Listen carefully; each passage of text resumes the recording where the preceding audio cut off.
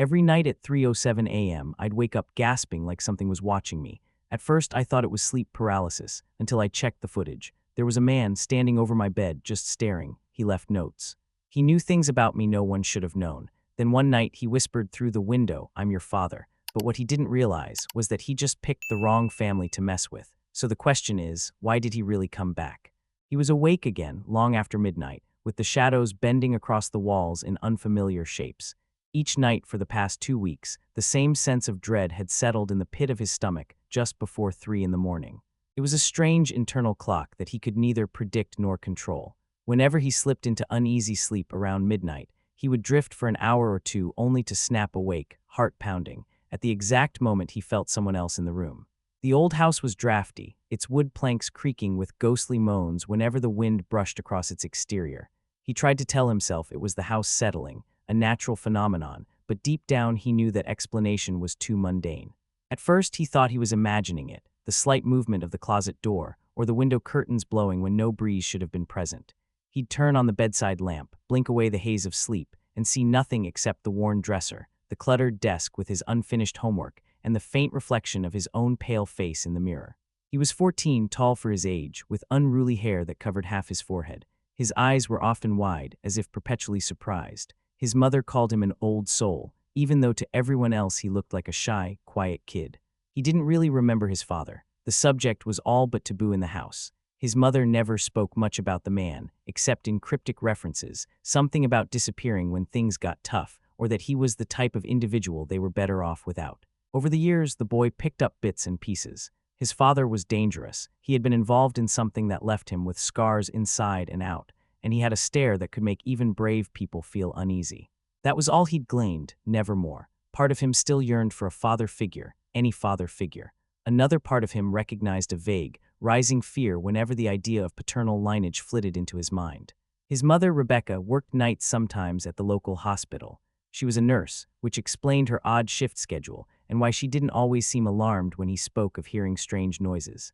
She chalked it up to nightmares, or the byproduct of reading too many eerie stories. Sometimes he would see her face tighten at the mention of footsteps in the hall, or the shape that he could swear loomed by the bedroom window. Yet she never panicked, never rushed to call the authorities. She simply looked at him with what he read as a measured calm. Later, he would wonder if that calmness masked something else, something far deeper. One evening, while brushing his teeth, he heard his mother whisper on the phone. He couldn't quite catch the words, but something in her tone was urgent, controlled. She wasn't talking to a coworker, not in that voice. He heard the faint mention of a name he didn't recognize, something that sounded like a place or an event. He pressed his ear to the bathroom door, but only heard hushed syllables ending abruptly when she realized he was nearby. That night she held him close before bed, kissing his forehead in a way she hadn't done for ages. It felt like a goodbye. Then came the real intrusion. It was around 3:07 a.m. on a Wednesday when he woke to the faint scrape of metal against glass. His heart hammered so loudly that it echoed in his ears. That was no draft, no restless night's sleep. He lay there, frozen, as the sound repeated, a slow, deliberate click or scrape along the window. His bed was across the room, and the curtains were drawn, but faint moonlight illuminated the shape of the window frame. He could see a silhouette, darker than the surrounding darkness, just beyond the glass. The scraping sound continued, a high-pitched squeak that set every nerve on edge. Summoning more courage than he thought he possessed, he slowly slid out from under the covers. The floor felt cold against his bare feet. Step by step, he crept toward the window, mind swirling with possibilities. Perhaps it was a branch or an animal scurrying on the sill. But as he stood there, trembling, the silhouette shifted. Someone was outside, trying to jimmy the latch from the outside. He felt the breath seize in his lungs, panic flooding every cell. He took a step backward, unsure what to do. Suddenly, the scraping stopped, replaced by a dull silence that seemed worse somehow. He pictured a figure pressed against the glass, listening, waiting. Fighting the impulse to shout for his mother, he reached out and flicked on the desk lamp. The window was empty, the silhouette gone, but his eyes caught something, a slight movement in the corner of the room near the closet door. He froze. Was it a trick of the light, or was there someone inside? He lunged for the bedroom door, heart about to burst, and raced into the hallway. Everything was still, except the hum of the furnace. He glanced toward his mother's bedroom door at the far end of the corridor. Light seeped from underneath it. Fearing she might not believe him, or worse, might get hurt if she went to investigate, he forced himself to return to his room. He turned the lamp beam toward the closet, hands shaking so hard he could hardly keep the flashlight steady. The door was open barely an inch, not enough for any normal person to squeeze through, but enough to make him suspect it had been disturbed. Normally, he kept it closed. With his mother's voice in mind, show fear, he swallowed hard and yanked the closet door open. A rush of stale air greeted him, and the light revealed nothing but a few hanging shirts, a battered suitcase, and dusty floorboards. No intruder, yet the sense of being watched lingered, like static electricity on the skin. He pushed aside the clothes. No one was there. Releasing a long, quivering breath, he tried to tell himself it was all a dream. But the memory of that silhouette outside the window would stay with him, real as the goosebumps prickling his arms. That morning, Rebecca found him wide awake, sitting on the edge of his bed, eyes bloodshot. She asked why he hadn't slept, and he told her about the scraping noise, the silhouette, the closet door. Her expression darkened for a moment, but she placed a gentle hand on his shoulder, telling him everything would be all right. She assured him that no one could break into the house so easily, that perhaps a raccoon or cat had been trying to get in. He wanted to believe her, but her eyes seemed to hold a secret she wasn't willing to share. At school, he felt half-present, as if floating through the day in a fog. Classes blurred together, and he found himself doodling images of a hooded figure by a window, uncertain if it was some manifestation of nightmares or a memory. He hated feeling so powerless, especially since everyone else seemed to be living normal teenage lives, homework, sports, gossip. Meanwhile, he harbored a creeping dread he couldn't voice to anyone but his mother, and she didn't seem to want to engage in the conversation beyond simple assurances. That night, though, she surprised him by installing a battery-powered camera on the window sill in his room. It was the cheap kind people buy for motion detection, typically used for front porches. She set it to record automatically if anything moved near the window between midnight and 5 in the morning. The boy felt a flicker of relief. Finally, tangible proof might be captured if someone was indeed outside. When he went to bed, he stared at the tiny blinking light on the camera. Maybe it would catch something. Yet he was terrified that if it did, he'd have to confront whatever or whoever this intruder might be. He drifted off, mind swirling with questions about his father, about the strange phone calls, about the calmness in his mother's eyes that suggested she was bracing for something bigger. He awoke to the piercing beep of the motion sensor. Instantly, his eyes flew open, adrenaline pumping. He tried to stay perfectly still, listening. The beep had come from the direction of the window. There was a soft rustling of curtains. His heart throbbed in his chest, so loud he worried the intruder might hear it. A scraping noise again, faint but unmistakable. The camera was presumably recording, capturing every second. Gritting his teeth, he slowly reached for the lamp's switch. This time, he'd see it. He'd catch the figure in the act. He flicked on the lamp. In that moment, he saw the curtains drawn aside, and a silhouette, tall, broad-shouldered, dart toward the corner, trying to avoid the light. There was a horrifying split second in which he glimpsed a pale hand pressed against the window glass, as though someone were trying to hold it open. Then the figure was gone, replaced by the stillness of an empty corner. It was as though a shadow had simply vanished. Trying not to scream, he scrambled to the window, shining the lamp outside. No one was there. The yard below looked empty, bathed in faint moonlight. He heard footsteps then, behind him, and nearly jumped out of his skin. Spinning around, he saw his mother standing in the doorway, her expression tight but not surprised. She asked if he was okay. He gestured frantically to the camera, saying it had picked up motion, that he'd seen someone's silhouette. She approached, her posture rigid. He expected her to rush to the camera, check the footage. Instead, she put a hand on his shoulder and told him softly that she would handle it. He didn't know what to say. She seemed oddly resolute, as if confronting intruders in her son's bedroom was an anticipated scenario. She told him to wait outside while she went to check the yard. Panicked, he protested, but she insisted, stepping into her slippers and taking a flashlight. He watched her from the living room window as she scanned the perimeter of the property, her flashlight beam gliding over trees, bushes, and the chain-link fence. She didn't appear nervous or hurried, more like a predator searching for signs of a trespasser. When she returned, she said she found no one. She told him not to worry, that the camera would have captured whatever it was, and they could review the footage in the morning. But morning came, and when he checked the memory card, there was nothing but static. The entire night's footage had been corrupted, as though someone had tampered with the device or the camera had simply malfunctioned. He wanted to smash it in frustration. His mother, though concerned, didn't seem surprised by this technical glitch. She told him she'd buy a better camera, one with a backup battery and internal memory that couldn't be so easily erased. Her demeanor was so calm, so chillingly practical, that he began to wonder if she had done something to corrupt the footage, or if she suspected a culprit who knew how to sabotage cameras. He spent the rest of that day on edge, glancing at every passing car, every neighbor's yard, half expecting to see a hooded figure lurking. he began to piece together small details. The hush in his mother's voice when she spoke on the phone, the nightmares he had about a man whose face was always hidden in shadows, the intangible sense that something bigger was happening beyond his immediate perception. It was like living in a puzzle where half the pieces were missing. That evening, as the sun set, his mother came home with a discreet box under her arm. It was a far more advanced surveillance camera, one that came with night vision and a direct feed to a small monitor. She installed it herself, hooking it up to the fuse box in a way that surprised him. He wondered how she knew these technical skills, but she brushed off his curiosity. She told him that if the motion sensor picked up anything, an alarm would ring on the monitor in her bedroom, and she would be ready. There was a hint of steel in her eyes, and for the first time in his life, he truly sensed that his mother might be dangerous in her own way. That night he barely slept. He lay on his side, the new camera's subtle red light glowing near the window, a silent sentinel in the darkness. He replayed stories in his mind, rumors he'd heard about men who followed families, who claimed children for sinister purposes, or ghosts that attached themselves to houses.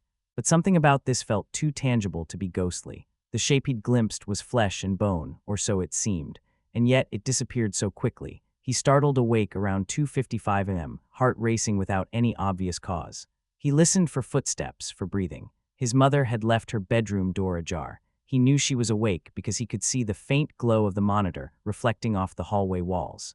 Tension coiled in his chest, and he debated whether to tiptoe to her room and keep watch with her. But embarrassment kept him pinned to his bed, along with the naive hope that if he feigned normalcy, maybe the intruder would give up. Just as his eyelids began to droop, the alarm on the monitor beeped. He bolted upright. In the corridor, he heard his mother's footsteps rush out of her room. She darted into his room with surprising speed, brandishing a small flashlight. The new camera's motion sensor had triggered. He didn't speak. Instead, they both stared at the corner of the room, where the curtain fluttered slightly despite the window being closed. Her flashlight beam traveled across the walls, the ceiling.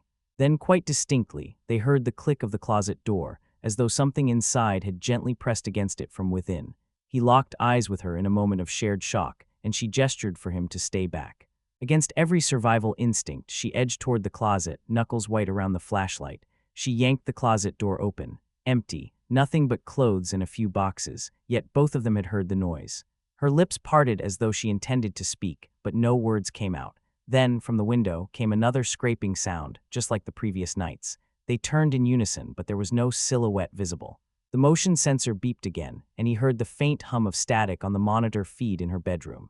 She muttered under her breath, something like a curse. Without explaining, she turned to leave. He found himself alone, adrenaline coursing through him. He considered following her, but the fear of what might be outside kept him rooted. He paced the room, peering out the window. That was when he noticed something stuck in the window's exterior frame, a small slip of paper, or so it seemed.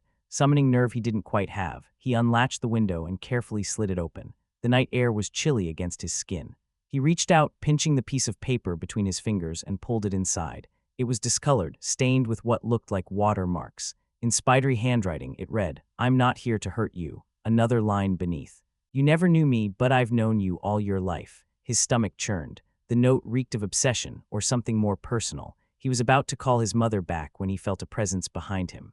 A shadow fell over the note and he nearly dropped it. But it was just his mother, returning quickly, her brow furrowed in concern. He showed her the paper, expecting shock or confusion. Instead, she gazed at it with a stern, unreadable expression. Then she folded it up, as if concealing something, and told him to get some rest. He couldn't rest. The words were etched in his mind. "You never knew me, but I've known you all your life." For the rest of the night, he half-slept, haunted by the notion that the intruder was someone close to him, or at least someone who believed he had a right to be close. In the morning, he tried to press his mother about the note. She dismissed it, saying it was likely a trick or a cruel prank. When he demanded to know if it might be related to his father, she tensed, telling him to let it go. He saw anger in her eyes, or was it fear? The question of paternal identity had always been locked away in a dusty corner of their lives. Now, it felt like that door was about to burst open. In the subsequent days, things escalated. The new camera occasionally picked up static-laced footage of someone standing just outside the window, face obscured by a hood. Once it recorded a faint, warped voice saying the boy's name through the glass. Another time, they found footprints in the damp ground beneath the window, a man's footprints, larger than the boy's. Each time, his mother reacted with a calm that unsettled him. She would call off work, stay up all night in the living room, watchful and silent. He once found her cleaning an old revolver at the kitchen table. He didn't even know she owned a gun, but there it was, gleaming and loaded. She made no attempt to hide it. She simply said, if he tries to break in again, he'll regret it. He asked why she didn't call the police. She gave him a thin, humorless smile. I have my reasons. That was the end of the discussion. He wondered if the intruder was truly messing with the wrong family. Perhaps the boy and his mother were more prepared for such threats than any normal household would be. It dawned on him that there might be a history of conflicts or predators that had come their way before. One night, the intruder became bolder. The boy was lying in bed, the camera armed, the window locked, the curtains parted just enough to watch for any movement outside. Around 2 in the morning, a faint tapping sound started at the window. Tap, tap, tap. It was deliberate, like knuckles gently knocking on glass. Every hair on his arm stood up. He debated turning on the light, but fear kept him in the shadows. Maybe it was safer if the intruder thought he was asleep. Then came a low, muffled voice, barely audible. I'm not your enemy. I need to talk to you. The voice sent an icy jolt through his veins. He couldn't stay silent. He whispered, who are you? But the tapping stopped. No response. He couldn't see a face, just a shape beyond the glass. He reached for the camera's remote, wanting to make sure it was recording. The intruder's voice rose slightly, enough for the microphone to capture. I have answers about your father, it said. A swirl of panic and curiosity filled him. He didn't know whether to respond or to run for his mother. In the end, he did neither. He just sat there, heart pounding, waiting. Then the shape moved away from the window, heading toward the side of the house. Moments later, he heard the closet door creak again. That made no sense. How could the intruder get from the outside to inside the closet so quickly? Terror seized him. He lunged for the hallway, almost colliding with his mother as she rushed in. She had the revolver in one hand and a flashlight in the other. Together, they opened the closet door, empty as before. But the smell of cold night air lingered, and something about the darkness in that closet felt too deep, as if there was more to it than a simple crawl space. His mother moved to the window next, shining the flashlight outside. That was when they saw footprints on the window ledge, as though someone had stood there for quite a while. She slid the gun into her waistband and reached out, touching the glass. It was ice cold from the night air, but also covered in a faint smear, possibly left by a hand. She didn't panic. Instead, she said quietly, he's taunting us. A question burned in his mind. Did she know who this was? Did she suspect it was someone from her past? Her voice held a kind of resigned annoyance, not the surprise or fear one might expect. They shut and locked the window again, but the boy sensed that simple locks might not keep the intruder away. That feeling only intensified the following morning when they reviewed the camera footage. It showed a tall figure in dark clothing approach the window, stand there for an agonizing 3 minutes, then vanish. The next frame showed the closet door open from the inside, as if a shapeless black form stepped out into the bedroom. Then static. The file ended abruptly, leaving them with more questions than answers. He trembled as he watched it. How could someone be inside the closet without us seeing them enter? He asked, voice breaking. His mother said nothing, staring at the screen with clenched jaw. Then she deleted the footage. He almost cried out in protest. Why would she do that? But she gave him a look that said, trust me, you don't want that on record. They didn't speak much for the rest of the day. He went to school in a daze, mind replaying the intruder's words. I have answers about your father. That line gnawed at him. Could it be true? Had his father returned after all these years, lurking around the house, tapping on windows? That sounded insane, but he couldn't discount it. All he knew about his father was that he was a man to avoid, possibly violent or dangerous. Yet part of him felt a pull toward the idea that his father might still care enough to watch him, even if it was in the creepiest way possible. Or maybe it wasn't about caring at all. Maybe it was something else entirely. As the days wore on, the intruder didn't let up. Every other night, the camera picked up fleeting glimpses of him. His mother began reinforcing the windows with extra locks and set up floodlights outside. Still, the figure found ways to appear in the darkness, always near the boy's room, always close enough to instill terror. Then something changed. He noticed that his mother stopped going to work altogether. She was on the phone constantly, making calls to unknown people, speaking in clipped tones. He overheard snippets. No, I won't let this happen again, and he crossed the line. And yes, I have it ready. The intensity in her voice was unmistakable. She stopped telling him to get rest or that everything would be okay. Instead, she began instructing him on where to hide if something went wrong. She showed him how to quietly exit through the back door, how to run to a neighbor's house. He asked her directly if this was all because of one intruder. She answered it's not just him, but what he represents. Fear mixed with a strange excitement in his chest. There was a story here, something bigger than just a prowler. He wanted to demand answers, to ask what his mother had done in the past that led them to this moment. but each time he tried, she cut him off. She told him he was safer not knowing the details. That only fed his curiosity. One night, the floodlights flicked on at exactly 3 o'clock a.m. He heard the mechanical buzz of their activation and tensed. From his window, he saw a tall figure in the yard, wearing a hooded jacket, face hidden.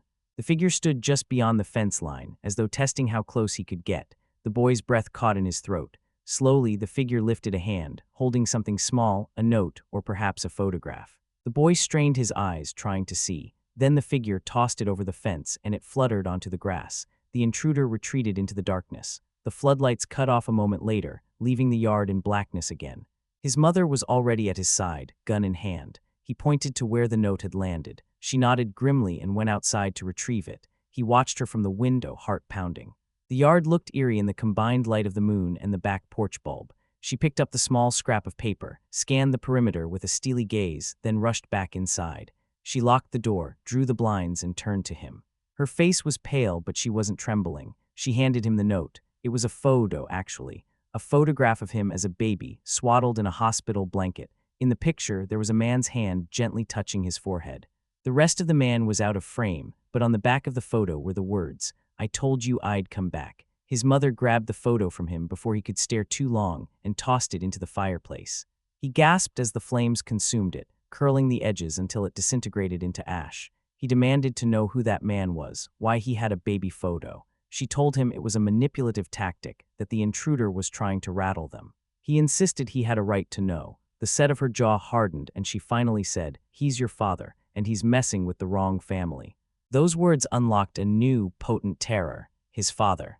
An intruder who had stepped in and out of his life without warning, who now lurked at windows, leaving cryptic notes and old photographs.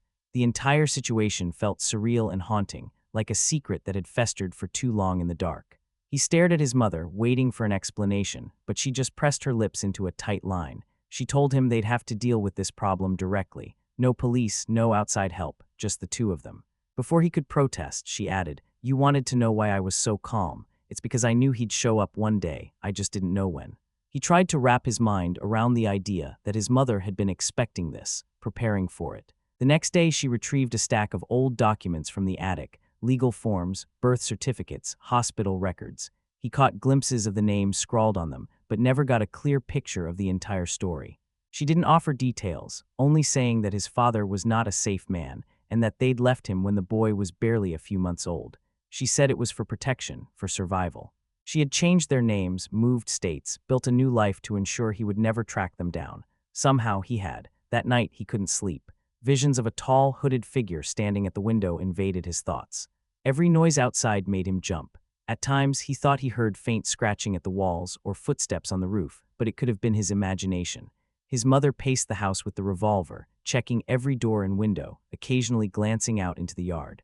By 3 in the morning, neither of them had rested. That was when a faint crash came from the kitchen window. They both ran in, hearts pounding, only to find a small rock on the floor amid broken glass. Outside, the silhouette lingered. His mother shouted something, voice thick with rage. She raised the gun and fired once into the air. The sound thundered through the night. When they looked again, the silhouette was gone. Over the next week, the boy realized that messing with the wrong family wasn't just a catchy phrase.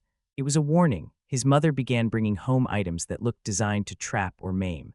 Wires, sensors, tools, something that looked like a homemade alarm system. She installed them along the windowsills, in the hallway, and near the front door. She asked him to carry a small canister of pepper spray if he ever had to step outside alone. He noticed a change in her demeanor, no longer just calm, but coldly determined, as if she were about to go on the offensive. Late one evening, he found her hunched over the old dining table, whispering into the phone. She said, "We do this my way or not at all." Silence. Then, "Yes, he's here. He's not going anywhere. I'll take care of it." When she hung up, she saw him watching. She simply said, "You deserve a real life free from him. Trust me." He nodded, feeling torn between fear, resentment, and a strange sense of relief that maybe, finally, this ordeal would end. But the intruder, or his father, as the boy now thought of him, didn't stop. One night, the boy found another note slipped under the back door. It read, "I'm sorry about before. Please talk to me. I won't hurt you." It was signed D. That single letter told him nothing, but it filled him with a tumult of emotions. He wanted to ask questions, to demand why this man had abandoned him and his mother, to find out what had been so wrong in his father's life that he had to lurk in the shadows instead of simply knocking on the front door. Yet he knew his mother would never allow that conversation. She had set her mind to confrontation, not reconciliation. Then came the night that changed everything. It was just after midnight when the motion sensor on the new camera started blaring. The boy and his mother rushed to the monitor. It showed his father, hood pulled low over his face, standing in the yard by the large oak tree. He was staring directly at the camera, as though daring them. Slowly, he raised his hand and pointed at the boy's window. The mother grabbed her revolver, turned on the floodlights, and flung the back door open, stepping onto the porch with her weapon aimed. The boy stood behind her, arms shaking, heart thundering. His father didn't run. Instead, he lowered his hood, revealing a rugged, lined face with deep-set eyes. He didn't appear inherently monstrous. He just looked worn, older than the boy had imagined. He stood there in the harsh glow of the floodlights, raising his palms in a gesture of surrender. His voice carried across the yard. "I just want to talk. He's my son. You can't keep me from him forever." His mother's reply was ice cold. "You've got 2 minutes to get off this property before I put a bullet in your leg, or worse." The boy watched, breath caught in his throat. This was the first time he'd seen his father's face in his memory, yet the confrontation was overshadowed by raw hatred in his mother's tone. His father took a few slow steps closer, ignoring her threat. "Please," he said, "you know I'd never harm him. You can't keep him from me now that he's old enough to decide." She fired a warning shot into the dirt, the muzzle flash splitting the night. "That's your last warning," she growled. For a moment the father stood his ground, staring at them. Then he slowly stepped back, placing the hood over his face again. Without another word, he retreated into the darkness beyond the fence. The boy's legs nearly gave out beneath him. He thought that would be the end, but it was only the beginning of a final escalation. His mother turned to him, eyes blazing. "He wants a war, he'll get one," she said. He could scarcely believe her cold fury. He tried to speak, to ask if maybe they could settle this calmly, to find out the truth, but she silenced him with a look. Over the next few days, she fortified the house even more. She installed motion sensors inside the closets, replaced the locks with thicker deadbolts, even set what looked like tripwire alarms in the front yard. Whenever the boy asked if she was going too far, she would say, "He picked the wrong family to harass," or "He knows what he did." In the midst of this, the boy wrestled with complicated emotions. Part of him felt sympathy for his father, who seemed desperate to reconnect.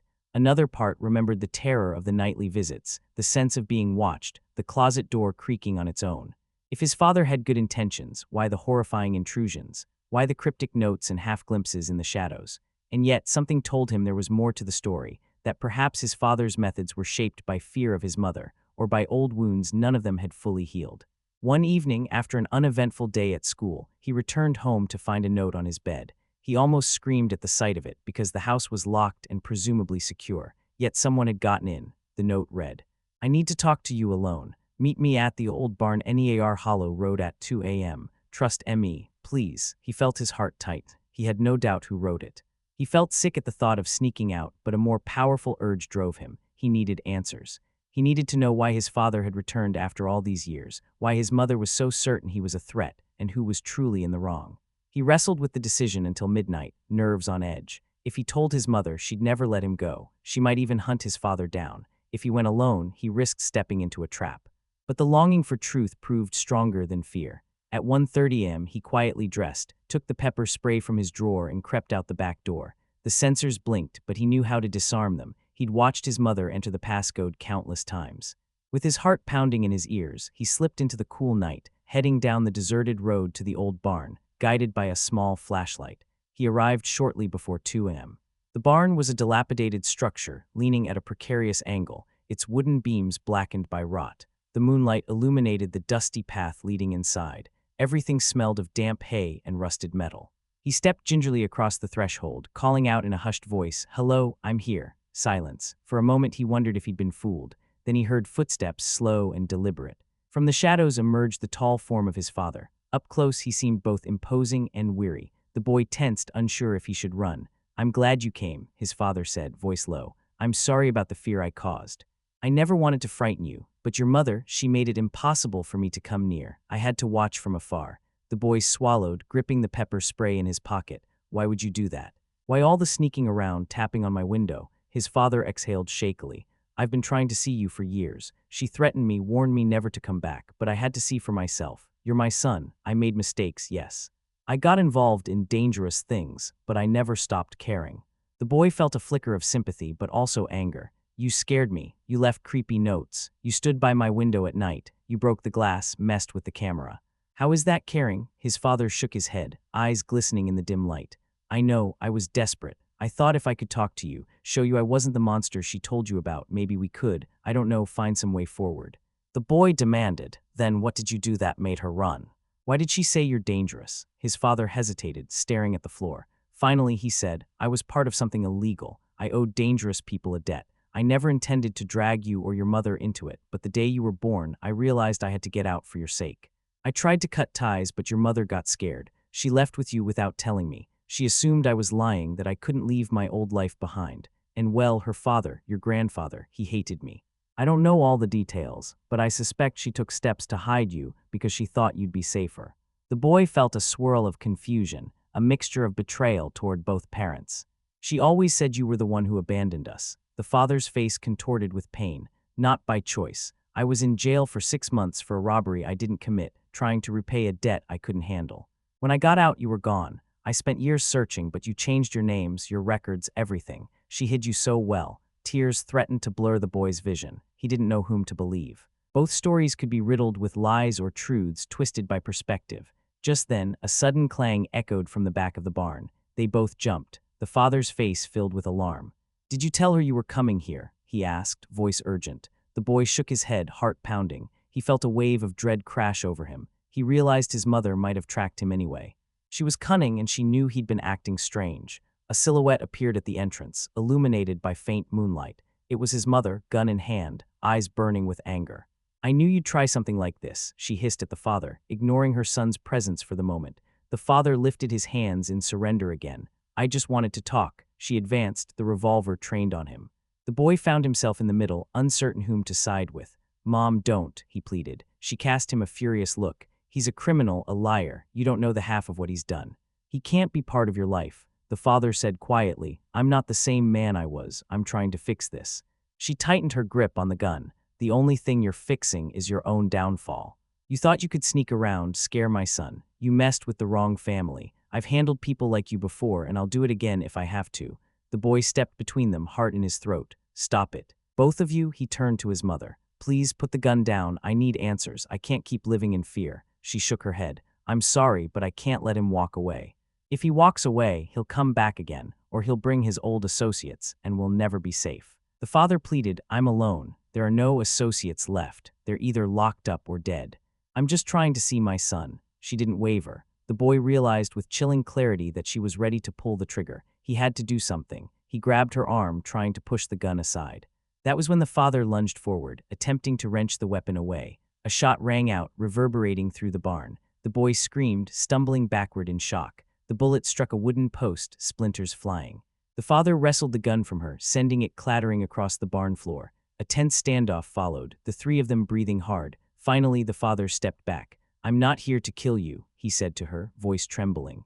I just want to be heard. After tonight, if you still think I'm a threat, I'll disappear for good. But let me talk to him. Let him decide. She glared at him, then at her son. I won't let you manipulate him. The boy, tears streaming down his face, shouted, You manipulated me too. You never told me the truth about my father, about why we ran. Now I'm trapped in the middle of your feud. Enough, his words hung in the dusty air. Neither parent spoke for a long moment. Then his father nodded slowly. He deserves to know, Rebecca. You owe him that. She stared at the ground, shoulders sagging, tension draining from her stance. It was the first time the boy had seen her uncertainty. For years, she'd been the pillar of authority, prepared for every threat, controlling every aspect of their lives. Now, confronted by the ghost of her past, she seemed fragile. She took a shaky breath and said, Fine, let's get out of here before someone calls the police over that gunshot. The father nodded. The boy just stood there, unable to believe this was happening. In the span of minutes, everything had changed. Under cover of darkness, they made their way back to the house in silence. He could sense how precarious the situation was. His mother still saw the father as an enemy. The father viewed her as an obstacle. The boy walked between them, the night's chill biting at his skin. When they reached the house, his mother disabled the security measures, letting them in. Tension radiated in the hallway. She led them to the living room, switching on a single lamp. They sat down, the father on one side of the worn couch, the mother in the armchair with her gun placed conspicuously on the side table. The boy perched on a dining chair dragged in from the kitchen, arms folded around himself. The father began, voice quiet. I never wanted violence. I never wanted to scare you. I only resorted to all that because you refused to let me near him." The mother glared. "You were tied up with criminals. You led them to our door. I had no choice." They launched into a confrontation that spilled secrets everywhere. The father confessed he'd once owed a large sum of money to dangerous people, that he'd tried to run from them by forging checks and stealing from an associate. He ended up incarcerated for a short time, but never meant to abandon his family. The mother insisted that he had threatened her, or at least that his associates had, and she fled to save their son. The father denied making personal threats, claiming his associates acted on their own. Their argument grew heated, rehashing who was at fault, who left whom, how each had perceived betrayal. The boy watched, tears drying on his cheeks, absorbing every detail. Finally, in a shaky voice, he said, "So you both think you were protecting me?" They fell silent, mutual regret in their eyes. Slowly, the father explained how, upon his release, he spent years trying to track them, but each time he got close, they moved. The mother admitted that she'd heard rumors of him returning to old contacts, so she never trusted he was truly reformed. That was why, when the boy started hearing noises at night, she suspected it was his father, only she believed he was there to reclaim them by force. She'd prepared for the worst. In the hush that followed, the boy found himself trembling with anger and relief. "All this time," he said, voice raw, "all this time I didn't even know my own father was alive. I thought he'd died or abandoned me without a thought. But you both lied. You both did terrible things, and I'm the one who suffered." Neither parent responded immediately. They just stared at him, guilt etched across their faces. He got up, paced the living room, uncertain what he wanted. A normal family life was impossible now. Too many secrets, too much damage. He looked at the father. "What do you really want? To be part of my life? Or to get back at her?" The father swallowed hard. "I want to be part of your life. I know I can't undo the past, but I can try to fix it if you let me." He turned to the mother. "I'm not the same man.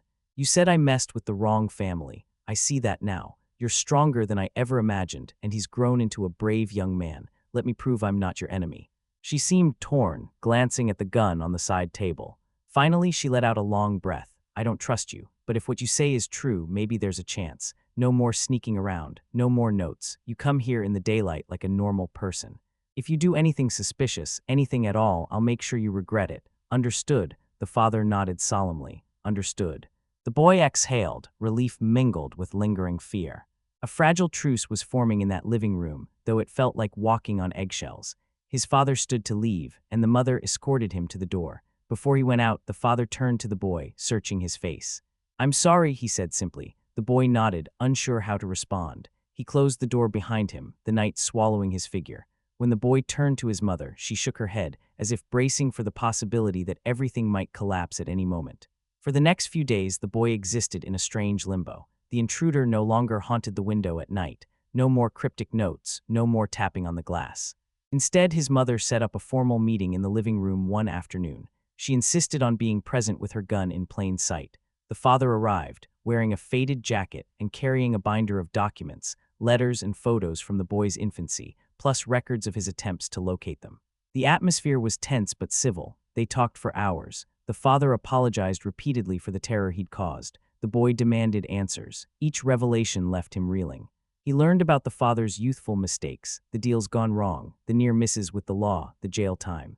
He learned about how his mother changed their names after a threatening incident, how she taught herself to shoot, how she turned their house into a fortress to keep him safe. It was a twisted tale of mutual distrust and real danger, and he felt sick to his stomach when he realized how deeply fear had shaped both their lives. His mother never fully let her guard down. She insisted that if the father had truly changed, he had to prove it by meeting certain conditions. Never contact old associates, never appear at night unannounced, and never mention the boy's whereabouts to anyone. The father agreed. The boy could sense how much he wanted to be believed, to reconnect. Yet the wedge between them remained wide and jagged. Slowly, over the course of weeks, the father began visiting in the early evenings. They'd sit at the table, talk about trivial things, what the boy liked in school, what sports he followed, whether he was thinking about college. The mother hovered, listening carefully, ready to intervene if anything went awry. The tension never fully left, but it lessened. Sometimes the father brought small gifts, a book, a puzzle, even a used camera to replace the ones he'd broken. The boy appreciated the gestures but remained guarded, uncertain if this was genuine or another manipulation. Despite the outward calm, the boy couldn't shake a growing sense of unease. He noticed small things, like how his mother always kept certain rooms locked, or how the father's face turned grim whenever he mentioned old friends. There was a night when the father arrived with a bruise on his cheek, claiming he'd tripped.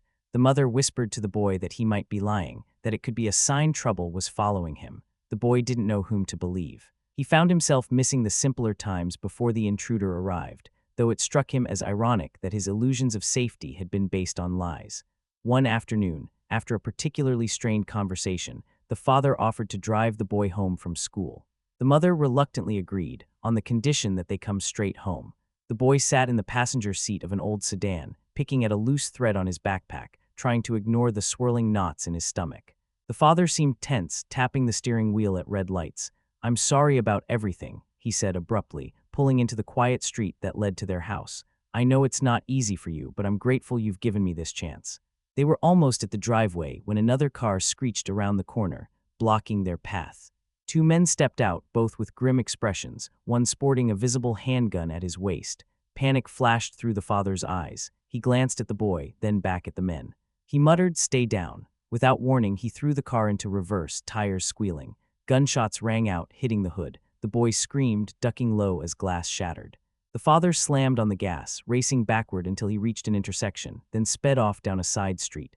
The boy's ears rang. His mind whirled. "Who are they?" he shouted. The father cursed under his breath, refusing to answer. Another bullet cracked the rear windshield. They careened through narrow streets, the men's vehicle in hot pursuit. The father yelled, "Call your mother." But the boy was in shock, fumbling for the phone. He managed to dial her number, screaming about being chased. She told them to come back to the house, that she would be ready. The father glanced in the rearview mirror. "They found me. Damn it, I'm sorry. I thought I'd lost them." His voice wavered with panic. The boy realized with horror that these were likely the father's old associates, or enemies, come to settle a score. This was exactly what his mother feared. Their house came into view. The father jerked the wheel, careening into the driveway. The chase car skidded to a stop behind them. The father and son tumbled out of the sedan, rushing for the front door. Gunshots erupted, ripping into the siding of the house. The boy felt a rush of terror so profound he couldn't think. Then, with terrifying clarity, he saw his mother standing in the doorway, shotgun in hand. She fired at the chase car, shattering the windshield. The men ducked behind their vehicle. The father pushed the boy inside, slamming the door. Bullets thudded against the walls. The mother pumped the shotgun again, face steeled. She murmured, "Call the cops." The father grabbed her arm. "No, we can't," she shoved him off. "We have no choice now," she said. "You brought them here." The father pleaded, "They'll take me in if the cops come." "I can't," she cut him off with a furious glare. "We don't have time for this." Another burst of gunfire rattled the windows. The boy huddled on the floor, tears running down his cheeks. The father tore open a closet, revealing an arsenal of traps and makeshift weapons the boy had never seen. The mother barked, "Give me the pepper bombs." He handed her 2 small canisters. She cracked open the front window, lobbed them out. A hiss filled the air, followed by choked coughing from outside. The gunfire paused. The father whispered, "I'm sorry. I never wanted him in danger. Let me handle them." "I'll draw them away." She grabbed his collar. "Don't be stupid. There could be more of them."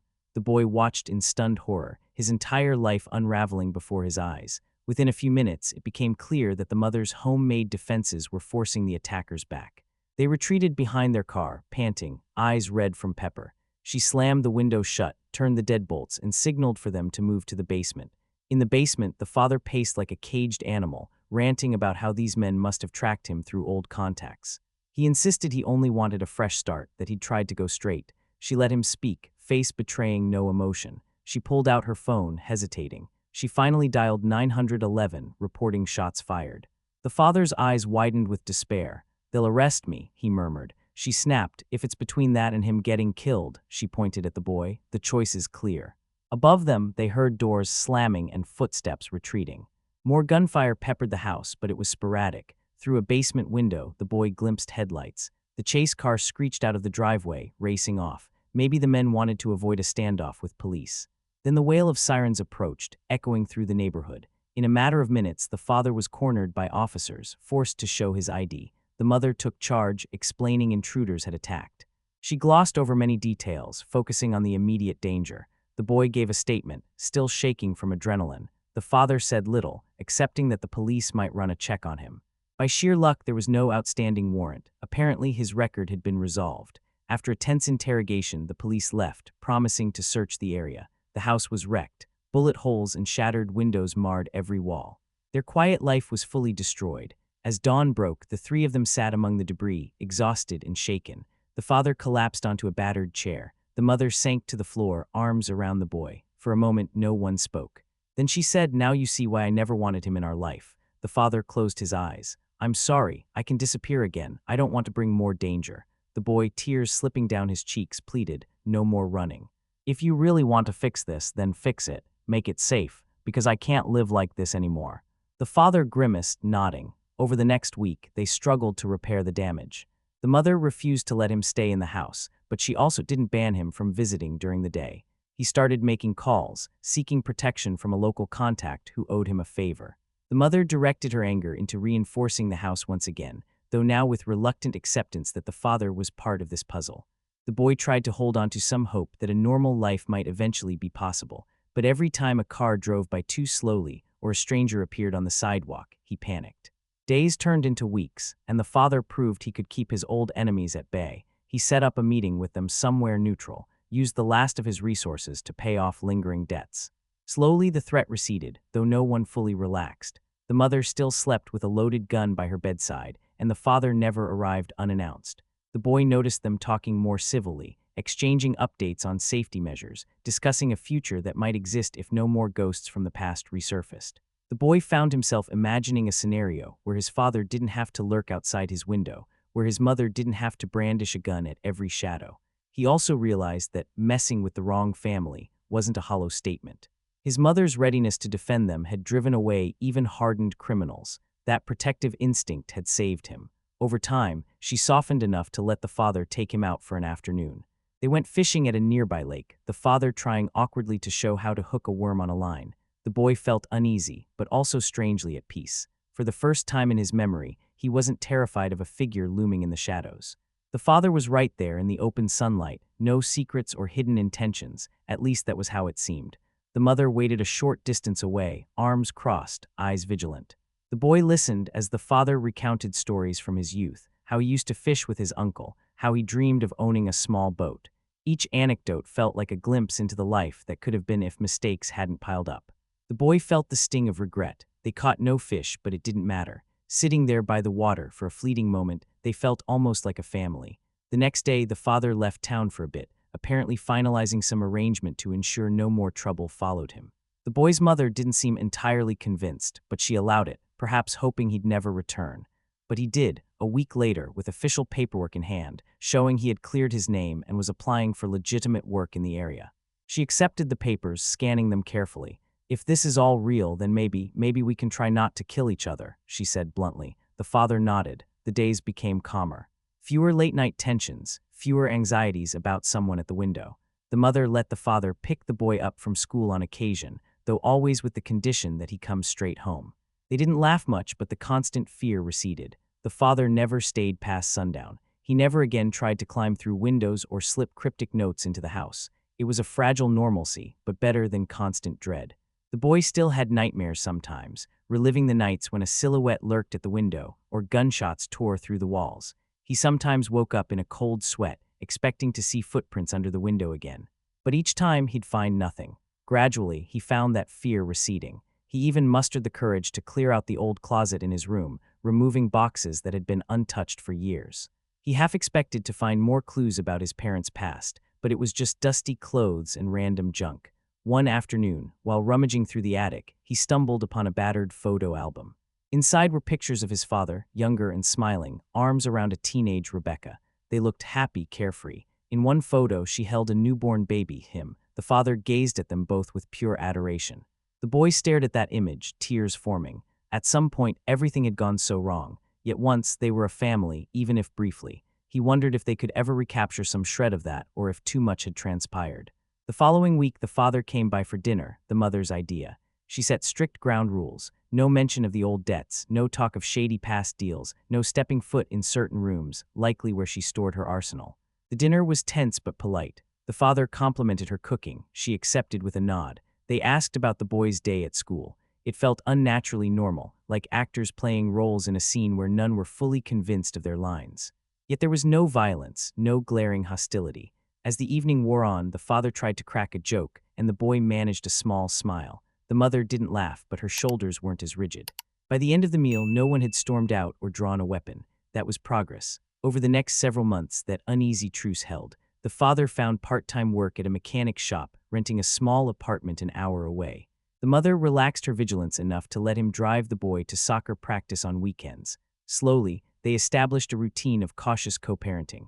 The mother never apologized for her readiness to defend their home. She believed wholeheartedly he had forced her hand. The father never fully absolved her for vanishing with his child, claiming she never gave him the chance to prove himself. Yet for the boy's sake, they kept the peace, forging a fragile path forward. On the boy's 15th birthday, they gathered in the living room with a small cake. The father gave him a new fishing rod, a replacement for the cheap one they'd used that day at the lake. The mother gifted him a camera, an upgrade from the ones used for surveillance, more suitable for capturing life's moments. The boy teared up, remembering all the fear that had once been tied to cameras and windows. Now maybe he could photograph something beautiful instead of lurking threats. They sang a stilted, "Happy Birthday," awkward but heartfelt. After that day, the boy often reflected on how close everything had come to utter destruction. A father lurking at the window with unknown motives, a mother prepared to shoot first and ask questions later, a mounting cycle of fear and hostility. He realized that, in a way, his father had indeed messed with the wrong family, but not because they were evil or monstrous. They were simply a mother and child who had been tested too many times. In another sense, the father had messed with the wrong family because, ironically, they were also the right family, the one he needed, the one he belonged to, if only he'd gone about it differently. Had he shown up during daylight, knocked on the door, and tried to mend old wounds openly, maybe all that horror could have been avoided. But regrets were pointless now. They had to look ahead. Months passed, and the memory of the intruder in the boys' room gradually faded, replaced by cautious normalcy. The father's old enemies didn't resurface, seemingly satisfied that he'd made amends or that he was no longer worth their trouble. The boy continued to excel in school, still quiet and introspective, but no longer haunted by nighttime terrors. The mother kept the house in fortress mode, though less conspicuously. The father visited regularly, continuing to earn trust. Occasionally, they had arguments. He'd push for more visitation rights, or she'd accuse him of keeping secrets, but no guns were drawn, no windows broken. The boy learned that family, however fractured, could still function if everyone was willing to try. In the end, the story that began with an ominous silhouette standing over a bed, a father unknown, and a mother on edge concluded not with bloodshed, but with reluctant acceptance. There were no illusions of a happily ever after. Too many wounds ran too deep. But there was a promise that the cycle of secrecy and fear might be broken. The intruder was no longer an intruder, but a flawed man attempting to rejoin the life he had lost. One evening, the boy found himself alone at home, his mother out running errands. He gazed at the old bullet holes in the siding, now patched over but still faintly visible, scars on the house just like the emotional scars on their family. The phone buzzed with a message from his father, asking if he wanted to go fishing next weekend. He typed back a simple yes, a small smile tugging at his lips. He remembered how it felt to cower in his room, convinced a monster was lurking. Now the monster was just a man, his father, desperate enough to climb through windows for a chance to be part of his child's life. It was terrifying, bizarre, and sad. Yet maybe it was also the beginning of something new. The front door rattled. His mother returned, carrying groceries. She looked at him and asked if he was okay. He nodded. She studied his face, perhaps seeing the lingering questions in his eyes. She said, "You know you can tell me if something's on your mind." He shrugged. "I'm just thinking about how crazy this all was. I still can't believe it." She set down the groceries and placed a hand on his shoulder. "It was crazy. We've survived worse, though." He thought about that statement. Worse? He didn't ask. Instead, he nodded, letting it sink in that his mother was prepared for all manner of nightmares. Maybe that was a good thing, or maybe it was tragic. Either way, it was their reality. He put away the groceries, noticing the slight limp in his mother's step, a souvenir from one of those nights spent chasing after an intruder. She never complained about it. She'd do it all again to protect him, no doubt about it. He realized, with a sudden wave of gratitude, that despite all her secrecy and paranoia, she had kept him alive through the worst. He stepped forward and hugged her. She seemed startled but hugged him back, the tension easing from her posture. As time drifted on, the boy and his mother found new ways to cope with the events that had nearly torn them apart. Therapy was suggested by a guidance counselor, and although the mother was initially hesitant, she eventually agreed, hoping it might help her son navigate his newly discovered relationship with his father. The father, for his part, tried to respect boundaries. He attended a couple of sessions at the boy's request, and they talked about the nights of terror, about tapping on windows and stolen baby photos. Difficult conversations, but necessary. Gradually, the boy felt the strain on his chest loosen. The nightmares became less frequent. The father apologized over and over, promising never again to resort to such tactics. The mother, however, never quite relaxed. She remained vigilant, watchful at odd times. She would step into the backyard at night, scanning the fences as though expecting a new intruder. The father's association with criminals had left a permanent mark, yet there was progress in small ways. She let him walk the boy home from school. She even allowed him to help fix a broken window that had been boarded up for months. The boy watched them work together with cautious cooperation, passing tools and measuring frames, not quite laughing or chatting, but not pointing guns either. In a sense, that was a victory. On the boy's part, he tried to piece together a life without constant anxiety. He joined a photography club at school, using the camera his mother gave him. He found solace in capturing images of everyday life, sunsets, stray cats, the old oak in the backyard. Each click reminded him that the lens could focus on things other than fear. Sometimes, though, he'd feel an urge to snap pictures of dark corners, or the silhouette of a figure in a hoodie on a street corner, as though exorcising the ghosts that once haunted his nights. One sunny afternoon, as he snapped pictures in the yard, he caught a glimpse of his father leaning against the fence, watching him with a faint smile. He didn't feel threatened. Instead, he felt a sense of poignant reality. This was the man who once crouched outside his bedroom window in the dead of night. How drastically things had changed, from an intruder to a tentative father figure. He lifted his camera, took a photo, and his father lowered his gaze shyly, as if unsure how to pose. The boy thought, this is progress. This is life after terror. Months later, they shared a quiet conversation in that same yard. His father admitted he still felt guilt for every night he stood outside, for every note he left. He said it was desperation, a misguided attempt to avoid the mother's wrath by making contact clandestinely. The boy answered that he understood, but also that it was wrong. They both agreed that trust was something earned, not forced. The father apologized once more. The boy accepted, with the caveat that the father respect his boundaries, respect his mother's rules. He nodded, a solemn vow in his eyes. The mother watched through a window, her expression a mixture of relief and lingering suspicion. Over time, the father's visits grew less fraught. He even stayed for dinner now and then. The boy noticed his mother still kept her gun locked in a drawer within arm's reach. They might never have a typical suburban family dynamic, but at least they weren't living in a war zone. He realized that messing with the wrong family could also mean that, in a strange twist, they were the right family to finally set the father on a better path. His father admitted that seeing them again was the push he needed to truly abandon his criminal past, that he never wanted the boy to face those dangers. The boy believed him, tentatively. Occasionally, people from the father's old life appeared, but the father dealt with them swiftly, making it clear he had no interest in returning.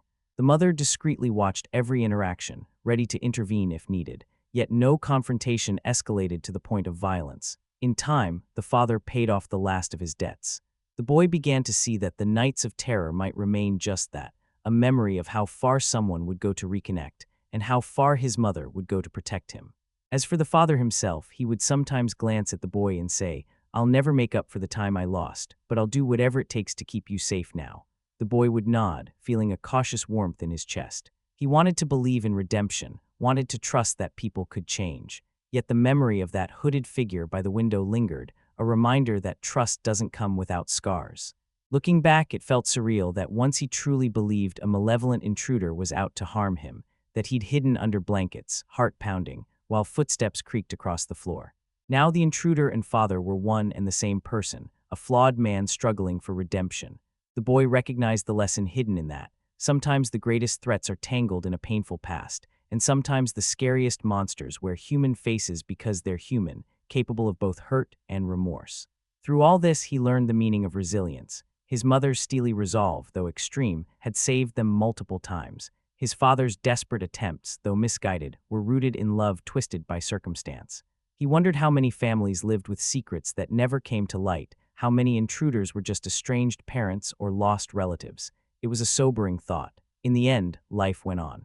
He grew older, started thinking about colleges, even joined a local photography contest. The father stopped by occasionally, always ensuring the mother was informed. Sometimes they talked about the future, vacations, the father's job, the boy's plans after high school. It was never perfectly comfortable, but at least they tried. The mother remained vigilant, but no longer lived in a perpetual state of high alert. The boy still felt that tension in the air, though a subtle reminder of everything they'd been through. Every so often, the boy would dream of the old house at night, of a tall figure in the corner of his room, of the closet door creaking open. He would wake with a start, only to find himself safe, the father nowhere near. In some twisted way, that constant threat had finally subsided. They might never be a typical family, but they'd survived something that could have ended in tragedy.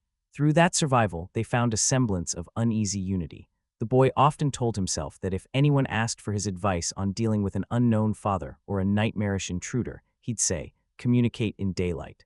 Don't hide in the shadows, and if you suspect you're messing with the wrong family, be prepared for a fight." It was a dark joke to manage his lingering trauma, but it also held a grain of truth. The mother had taught him that no one could be taken from you if you refused to be a victim. The father had taught him that sometimes desperation can lead to damaging choices, but redemption is possible if you're willing to earn it. He hoped those lessons would guide him toward a life that wasn't ruled by fear or hidden agendas. One late afternoon, as the sun was setting, the boy found himself standing by that old window in his bedroom.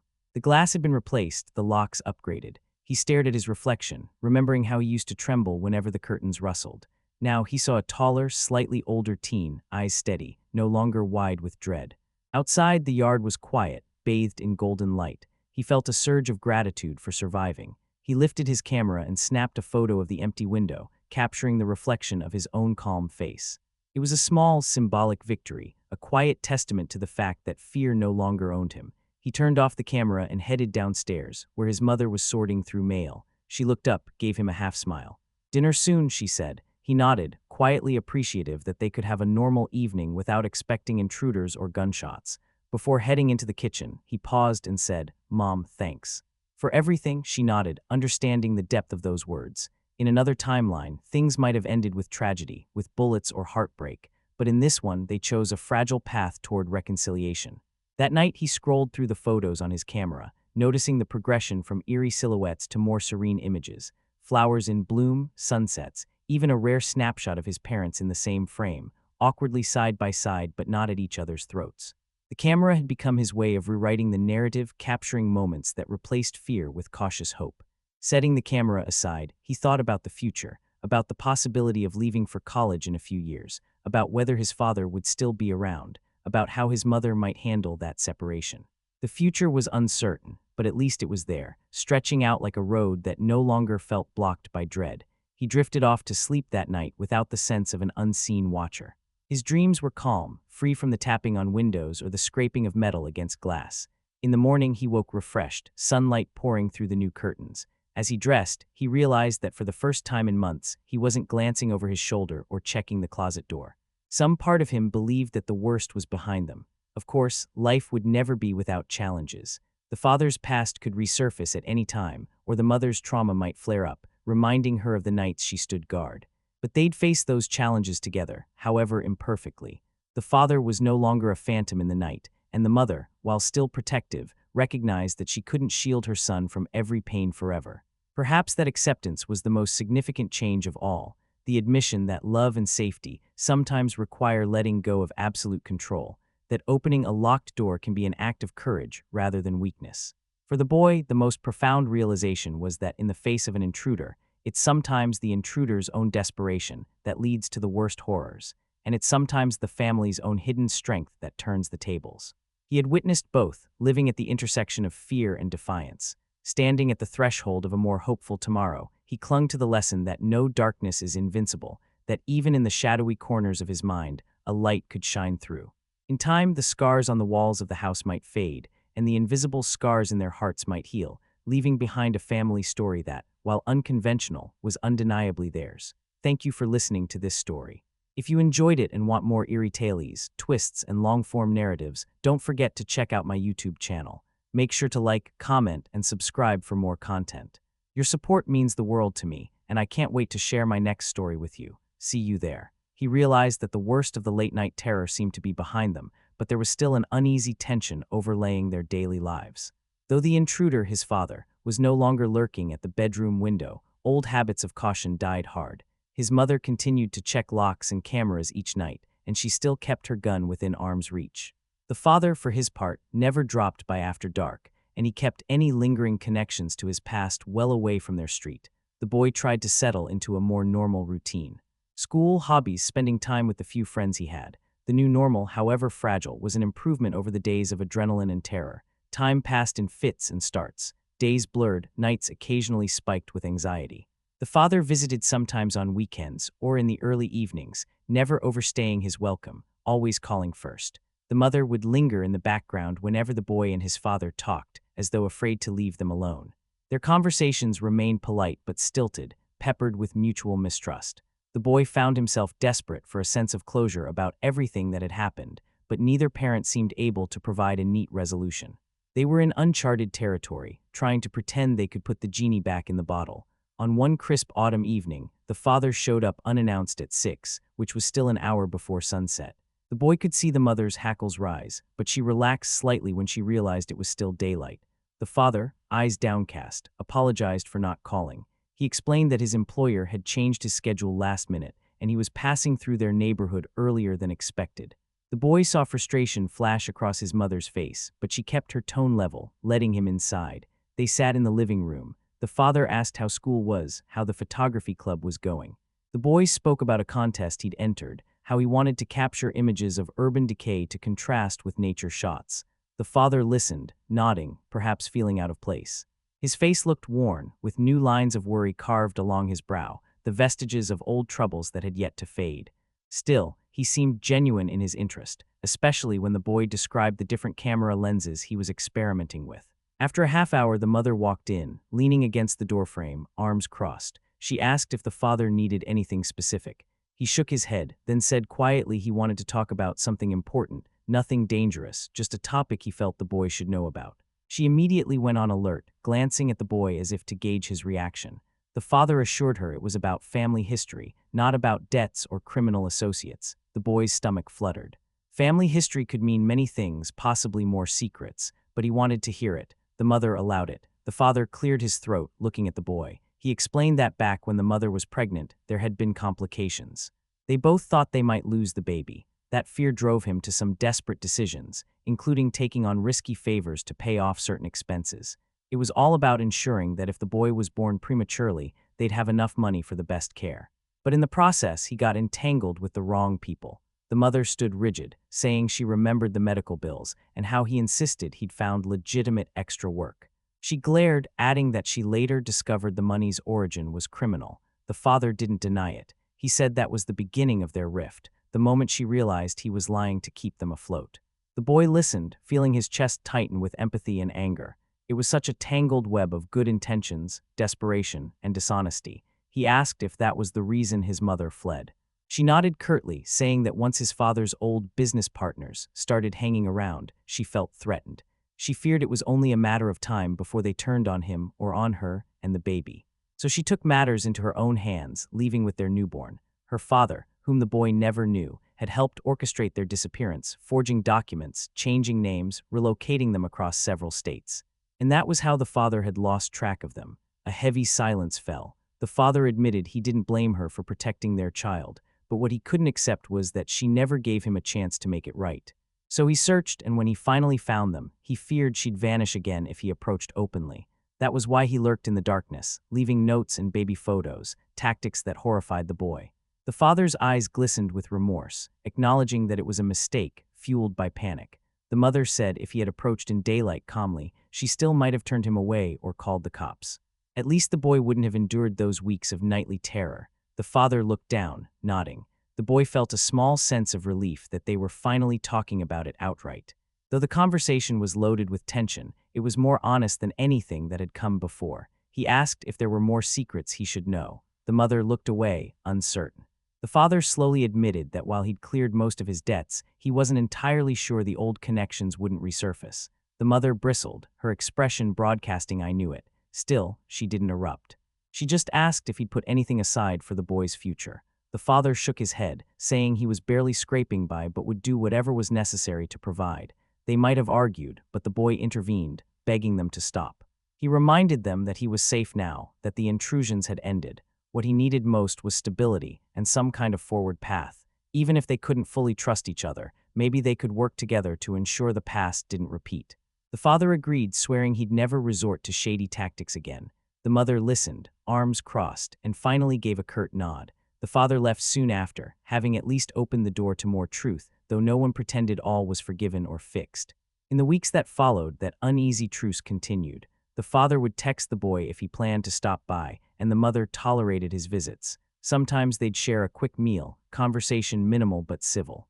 The boy sensed that deep beneath the surface, both parents remained coiled, ready for conflict if anything seemed off. He himself lived in a swirl of mixed emotions, gratitude that he wasn't cowering under his blankets at 3 in the morning, but also a lingering sadness that he might never have a normal father-son bond. If the father was truly trying to go straight, it remained to be seen whether his mother would ever accept him. Then, one cool afternoon, the father showed up with a modest stack of Polaroids. He'd found them in a storage unit he once rented, tucked away in a shoe box. He asked the boy if he'd like to see them. The boy hesitated but said yes, curiosity overcoming wariness. They spread the photos on the kitchen table, with the mother hovering just a few feet away. The Polaroids depicted scenes from before everything went sour. A small apartment with mismatched furniture, the father and mother laughing together, the father holding a newborn boy tiny and swaddled. The father pointed out how that apartment was all they could afford, but they made the best of it.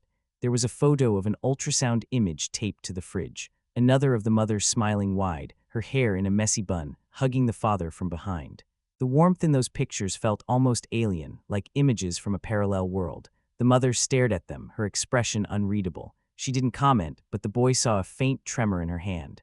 One picture in particular stood out. It was a shot of the father, wearing a baseball cap, his arm around another man who looked vaguely familiar. That man wore a leather jacket, leaning against a car. The father quickly slid that photo aside, as though embarrassed or afraid. The boy asked who it was. The father hesitated, then said it was an old friend he'd rather not discuss. The boy insisted, since the man looked so familiar. The mother tensed, obviously recalling something. The father finally admitted this was the associate who had first introduced him to criminal activities, the one who'd ended up pulling him into that life. He muttered that he'd severed ties with him years ago. The boy didn't push further, though a sick feeling unfurled in his stomach, worried that this friend might return someday. After that, the father began a small tradition of showing the boy some piece of the past each time he visited, an old journal entry, a ticket stub from a concert he'd attended with the mother, or a letter he wrote in jail, but never mailed. Each was like another puzzle piece, revealing how complicated and painful things had been. While the mother never explicitly encouraged these revelations, she didn't stop him either. She sometimes stood just out of earshot, arms crossed, as though prepared to shut it down if anything sounded like a lie or manipulation. The boy sensed she was measuring how genuine the father's remorse was, seeing if these stories checked out. Winter came, and with it, an icy chill that made the old house creak more than usual.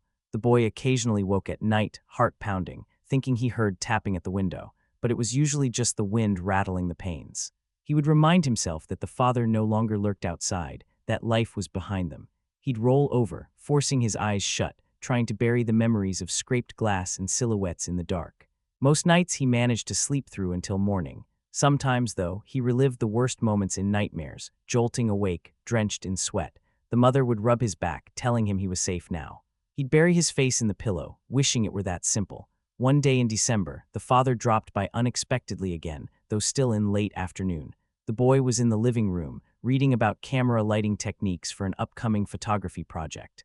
The mother stiffened but greeted the father calmly enough. He asked if they could all talk for a moment, as he had an idea, one that might help them leave the past behind. Intrigued, the boy set aside his book. The mother simply said, "Go on."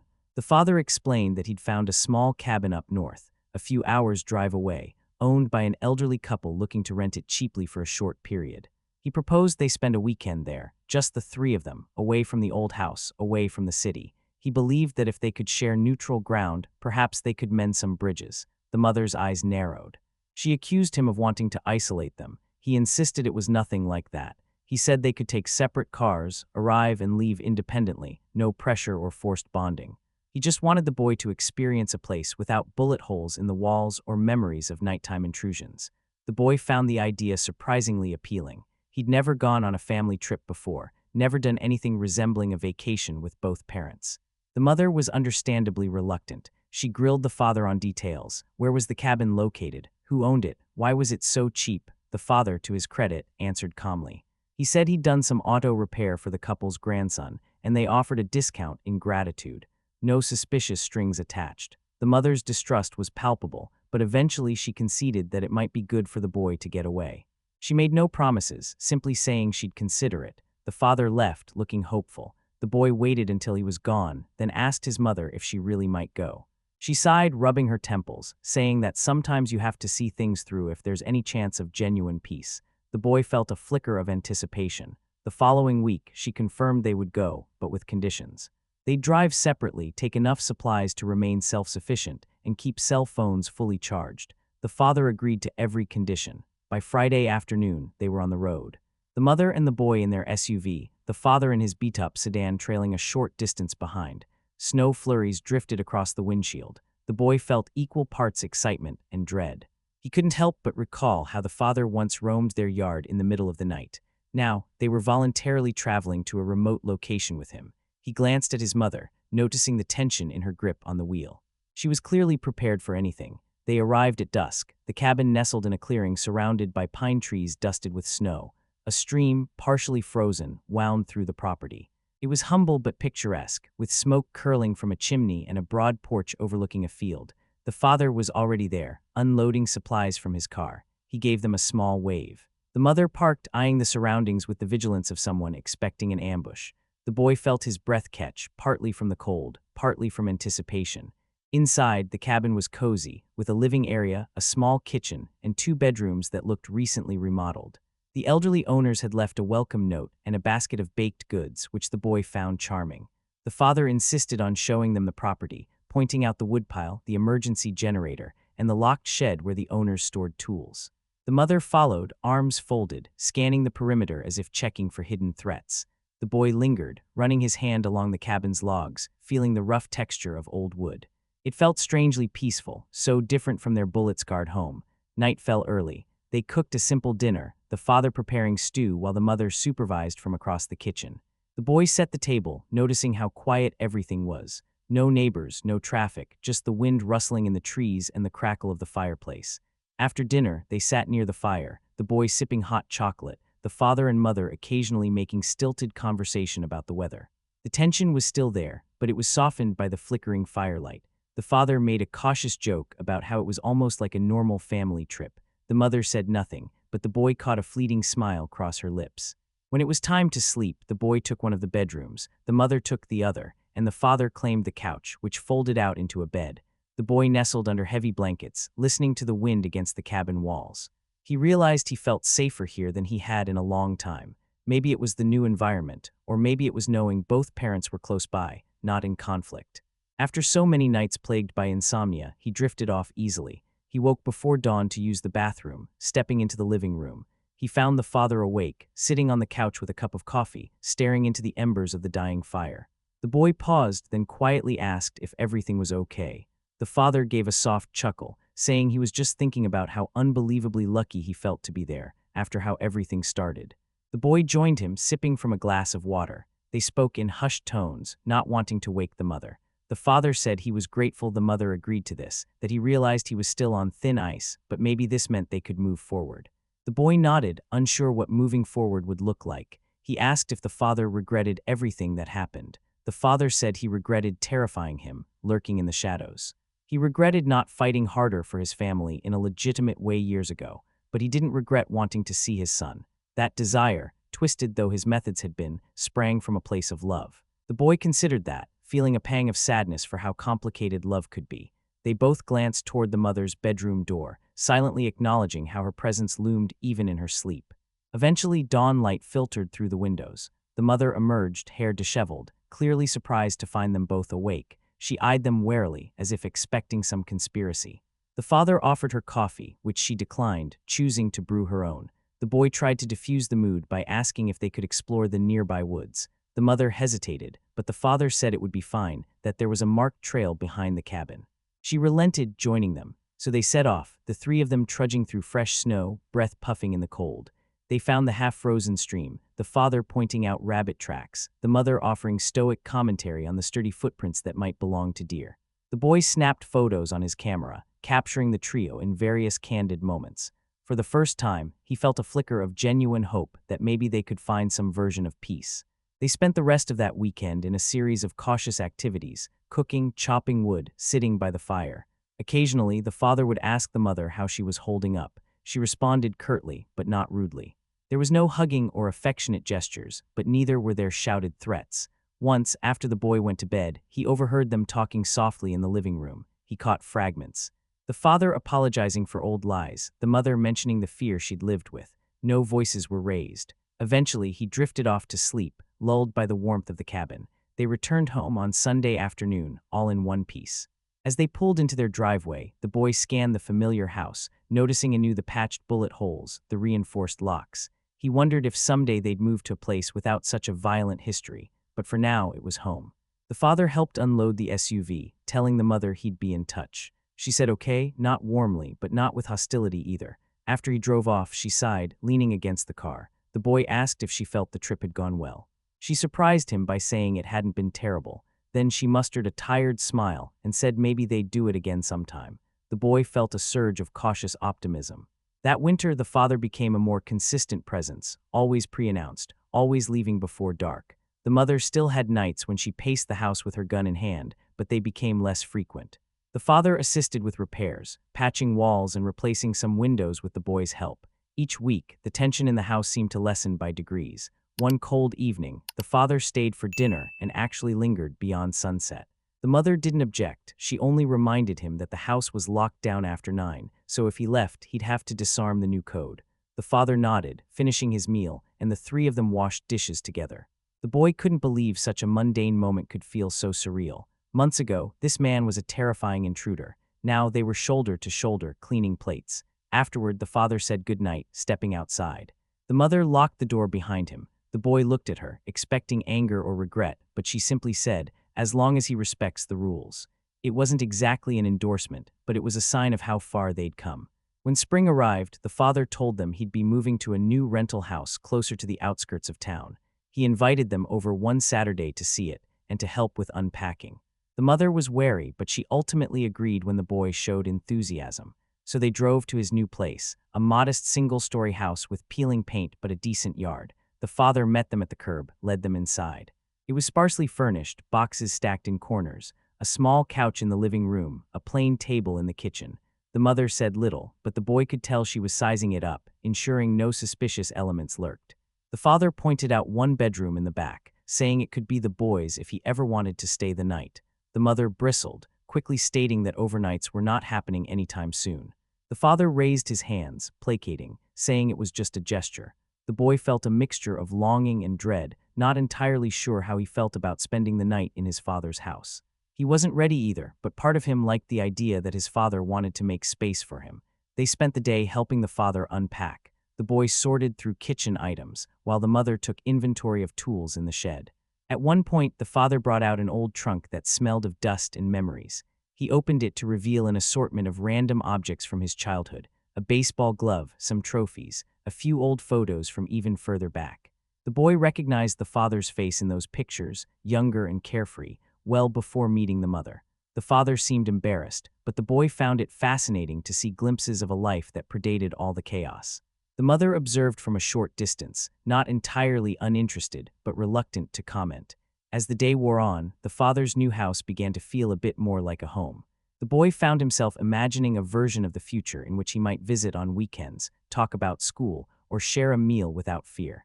He realized that the mother had been watching him carefully all day, likely to ensure that he felt safe. Each time he caught her eye, she gave a tiny nod, as though communicating that she was still in control of the situation, not letting her guard down completely. During a break, the father stepped outside to grab more boxes from the car. The mother seized the moment to ask the boy how he felt. He admitted it was strange, but he didn't feel threatened. He pointed out that the father hadn't done anything suspicious in months, and maybe he really had changed. She pursed her lips, then said she was trying to accept that possibility, but past traumas don't vanish overnight. The boy understood. He promised he'd tell her if he ever felt uncomfortable. She said quietly that she would do whatever it took to keep him safe, even now. He believed her. As the months continued, the father established a routine. He worked steadily at the mechanic's shop, paid his bills, and avoided any sign of criminal activity. He regularly invited the boy over to watch a movie or toss a ball around in the yard. The mother insisted on dropping the boy off and picking him up at least for a while, but she let the visits happen. Each time, the father thanked her for trusting him. The boy noticed the lines of tension in her face easing, albeit slowly. One afternoon, the father mentioned he was saving up for a better place, maybe one with an extra bedroom for the boy to decorate. The boy felt a surge of emotion, both hopeful and anxious. He still remembered how it felt, the first time he saw that hooded figure in his room, how he thought he was about to be snatched away. Now, here he was, seeing a gentle side of his father. It almost didn't compute, but he tried not to dwell on the past too much.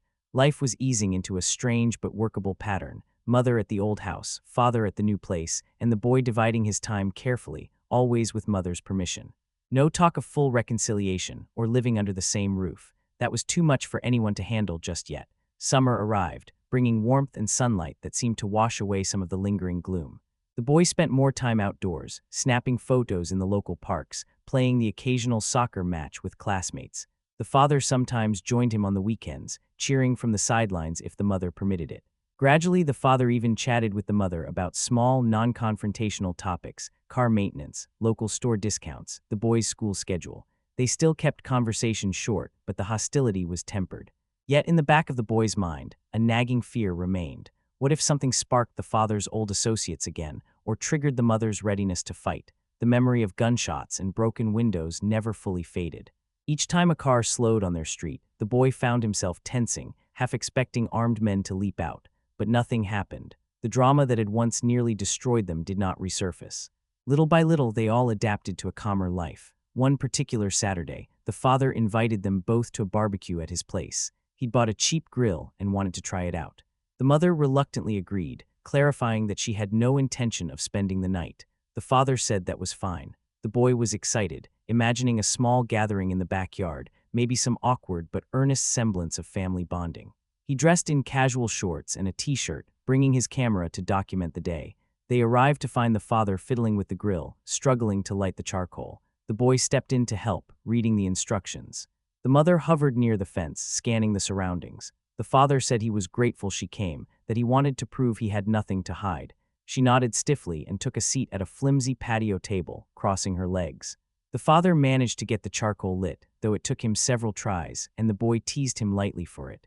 The father laughed, a genuine sound that felt oddly warm. Even the mother smirked a little. They ate simple grilled chicken, corn on the cob, and store-bought potato salad. The father asked the mother about her job. She answered in short phrases but didn't dismiss him outright. The boy found himself smiling, snapping a photo of the two of them on opposite sides of the table. The father said something about how it'd be nice to do this more often. The mother made no commitment but didn't shut him down. The sun began to set, painting the sky in hues of orange and pink. The father looked thoughtful, commenting on how, in their younger days, he and the mother would watch sunsets from a rooftop. She said quietly that things were different then. He nodded, solemn. Just before they left, the boy excused himself to use the bathroom. On his way back through the hallway, he caught sight of the father in the small bedroom that was meant for him. The father was standing by the window, gazing at a half-empty bookshelf. The boy paused in the doorway, quietly observing. It struck him how similar the father's posture was to the silhouette that once stood at his own window. The father turned, seeing the boy, and gave a rueful smile. He said he was just imagining what it might look like when the boy truly had his own space here, if he ever felt comfortable enough to stay overnight. The boy, subdued, said maybe someday. The father nodded, acknowledging that trust wasn't rebuilt in a single day. They returned to the living room, where the mother was waiting with her purse in hand. The father thanked her for coming, for giving him a chance to show he was being honest about living clean. She simply said, "It's good for our son," and moved toward the door. The boy gave the father a wave, promising to see him soon. Driving home, the mother asked how the boy felt about the barbecue. He admitted he was happy, though still cautious. She nodded, muttering that caution was wise, but she had to admit he seemed genuinely committed to living a normal life now. The boy breathed a sigh of relief, feeling that the day had been a small but meaningful success. As the months rolled on, life assumed a delicate balance that could almost be called peaceful. The father continued to hold down his job, even got a small promotion at the mechanic shop. The mother softened in her stance, occasionally letting the father pick the boy up from school or take him out for a weekend activity. Neighbors might have looked on with curiosity, seeing a woman who never used to have guests now welcoming a tall man with a tense air. But no one pried, and no one called the cops. It was a far cry from the nights of terror when 911 calls and sirens shattered the darkness. The boy, for his part, felt torn between relief and a lingering sense of waiting for the other shoe to drop.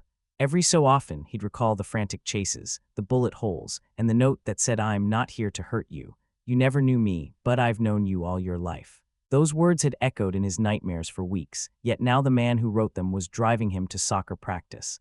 A surreal pivot. He wasn't entirely at ease, but each positive interaction chipped away at the fear. One afternoon at the father's house, the boy ventured into the small bedroom that could one day be his. A single bed, a narrow desk, and some random posters the father had tried to hang. A half-built bookshelf stood by the window. The father poked his head in, asking if he liked it. The boy nodded, though he hesitated near the window, remembering how it felt to see a silhouette outside his own bedroom once upon a time. He said softly, "It's good." "Just a little strange," the father exhaled, nodding. "I know, take your time. No pressure." Then he left the boy alone. The boy wondered if he'd ever truly feel at home here, or if the memories of that previous terror would linger in every shadow. Over the next year, he found his visits to the father's house growing more frequent. Sometimes they spent the afternoon chatting. Sometimes he did homework at the desk, while the father tinkered with car parts in the garage. The mother would stop by occasionally to drop something off, surveying the scene with her ever-watchful eyes. The father was respectful of her boundaries, never pushing for an overnight stay or demanding more than she allowed. The boy admired his restraint, recalling a time when the father seemed desperate to force his way in. When the boy turned 16, they had a modest celebration at the mother's house. The father arrived with a carefully wrapped gift. A camera lens the boy had been coveting. The mother gave him driving lessons coupons and a new jacket. They had a small cake, the father lighting the candles while the mother watched. The boy smiled in the glow, struck by the contrast between this birthday and the previous year, when everything was overshadowed by the memory of how close they came to violence. Now father and mother coexisted in the same room without threats or weapons, a miracle of sorts. Still, the mother wouldn't let her guard down completely. She reminded the boy often that if he saw or heard anything suspicious related to the father, he needed to speak up. The father sometimes confided in the boy that he still worried about the old associates, that one day they might reappear, but so far, no sign of them. The boy tried not to dwell on that possibility, though it gnawed at him occasionally. If the father had truly messed with the wrong family once, his own family, ironically, perhaps those men from his past might also find they'd chosen the wrong targets if they came around again. There were more subtle changes too. The mother began reestablishing some parts of her social life. She attended a few gatherings at the hospital where she worked. She occasionally hosted a coworker for coffee, something she never did before. The father, meanwhile, found a friend at the mechanic shop who shared a love of classic cars. Sometimes the boy would see them tinkering in the garage, a stark shift from the father's once secretive existence. It seemed everyone was learning how to live openly again. As the boy approached the end of high school, discussions about the future arose. The father suggested community college, offering to chip in for tuition. The mother insisted she could help pay for a better university if the boy's grades and scholarships lined up. The boy felt a strange sense of pride and confusion that both parents wanted to support him. He'd never imagined such a scenario back when shadows stalked his bedroom. Each time they talked finances, he recalled the father's old debts and the mother's flight across state lines. Now, instead of forging documents or brandishing guns, they were calmly debating the pros and cons of different schools. It felt almost ordinary, which was both comforting and disorienting. One weekend, the boy decided to organize some of the old surveillance footage and photos as part of a personal project. He wanted to confront the past head-on through photography, maybe incorporate it into a school assignment about overcoming adversity. The mother granted him access to the archived files, which were stored on a small external drive. Sitting at his desk, he clicked through images of grainy night vision, the silhouette at the window, the flickering shape in the corner. Each frame reminded him of how terrified he'd been, how uncertain. He nearly shut it off, the old fear creeping back, but he persevered, intending to transform it into something meaningful. As he scrolled, he found a video clip he didn't recall seeing before. The timestamp indicated it was from one of those early nights. In it, a tall hooded figure lurked by the window, then stepped out of frame. The mother's voice crackled off-screen, yelling for the intruder to show himself. There was a faint, distorted reply that sounded like "I'm sorry." The boy felt a shiver. In that moment, the father truly sounded desperate, not malicious. Still, the manner he chose had inflicted deep fear. The boy exhaled, saving the file to a new folder labeled Then and Now. He intended to pair it with a recent photo of them all sitting around a dinner table to contrast how far they had come. Another day, while rummaging through the basement, he found a battered old sign that read, "Beware of owner," in bold red letters, a makeshift warning his mother had once stuck in a front window. He remembered how the mother used to proclaim that if anyone tried to break in, they'd pay dearly. He touched the rough edges of the sign, recalling how at the time, he felt torn between relief at her protection and dread that they were living under siege. Now that sign was just a relic collecting dust. He brought it upstairs, showing it to his mother. She shook her head, saying quietly that she didn't need it anymore. He placed it in a trash pile, though part of him wanted to keep it as a souvenir of what they'd endured. As graduation approached, the boy's schedule became hectic. He prepared for finals, college applications, and a big year-end photography exhibition at school. The father helped him print large photos, while the mother offered logistical support. On the night of the exhibition, they both showed up at the school gym, scanning the student displays. The boy had arranged a series of photos titled Light from Darkness, featuring some of his earliest nighttime shots of ominous shadows, contrasted with recent pictures of bright sunrises and peaceful suburban scenes. The father recognized some of the original images from the house cameras, wincing at the memory. The mother observed them in silence, arms folded. The boy explained to visitors that it was a personal journey from fear to acceptance, though he omitted the deeper family drama. It resonated with many who had their own challenges, and he won a small award for creativity. Afterward, the father and mother took him out for a modest celebration at a diner. While the boy sipped a milkshake, the father mused about how amazing it was that he'd channeled those horrifying experiences into art. The mother said she was proud, giving the boy's hand a squeeze.